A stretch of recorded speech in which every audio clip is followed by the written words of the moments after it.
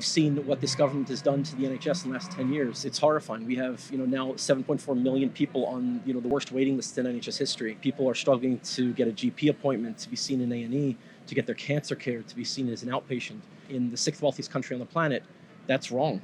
And that represents a supreme failure of government, supreme failure of government policy to fund the NHS properly, to plan accordingly. And that's why we're striking, along with so many other healthcare workers at the moment, because we recognize just how bad the situation has become. I come from a health system in the United States where 500,000 people have to declare bankruptcy every year because of terrible medical bills, where tens of millions of people have no health insurance at all, can't get access to basic care. In the wealthiest country on the planet, it's barbaric. As they've run down the system, you see the proliferation of private healthcare in this country. Everybody's been inundated with ads for private GPs, finding ways off of this longest waiting list.